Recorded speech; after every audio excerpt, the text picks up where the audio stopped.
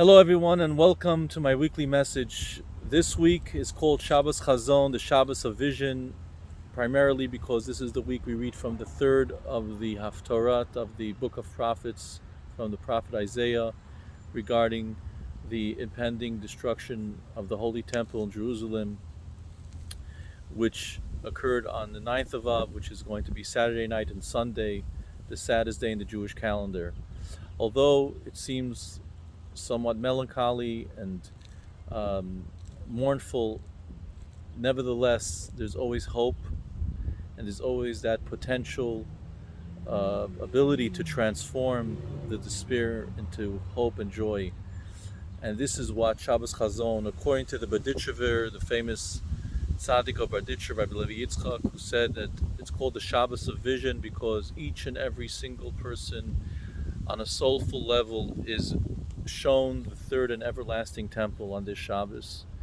And he gives the parable of the father who loves his son, and he weaves for him a beautiful garment, which unfortunately the son, with his excitement, puts it on and soils it and gets it ruined and gets it torn with playing with his friends. And then the second time the father sees him crying, he says, I'll give you a nicer garment, and he weaves for him an even nicer garment.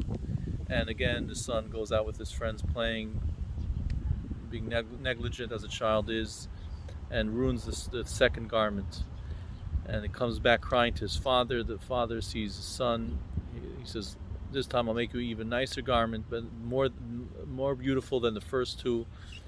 And he weaves his son the third and most beautiful garment of them all. But before he gives it to them, he says, I'm going to show it to you, but not allow you to wear it until I see that you improve your behavior. And this is what God has given us. God gave us a beautiful temple, the first temple built by King Solomon. It wasn't just a temple, it was an entire era at that time. It was peaceful, it was meaningful, there was godliness, people felt God's presence in their lives. But unfortunately, due to the terrible sins of idolatry, adultery, and murder, the Jewish people lost that temple. God gave us a second chance after 70 years, allowed the prophets Ezra and Nehemiah to return from Babylon and to build the second temple. And this temple was more beautiful than the first, and lasted actually 10 years more. The first temple lasted for 410, the second temple lasted for 420 years and was more magnificent. But again, unfortunately, due to our baseless hatred to one another, we lost that temple. And now, after 1951 years, the temple was destroyed in the year 70 by the Romans. We are still suffering, and God is showing us on this Shabbos the third and everlasting temple that is already built in heaven, just needs to descend. And God is telling us it's up to us if we just reach out and apologize to someone who we may have hurt, or express a kind word to another person whom perhaps we may have not done in the past. Then God says, I'm going to give you your temple. If we just increase our baseless love, that will take away the reason why we are still in exile. So that's the one reason of, unfortunately, the baseless hatred that occurs during this time, that we need to eradicate. And once we have the baseless love, then we are able to merit the third and everlasting temple, which God will give us joyfully. A reminder that candle lighting for New York metropolitan area for Friday, July 16th is at 8:07 p.m. We'll have mincha services, God willing, tonight at 7:45. We will send out a message just to confirm we have a minyan. Tomorrow our class at 9:30, services at 10 a.m.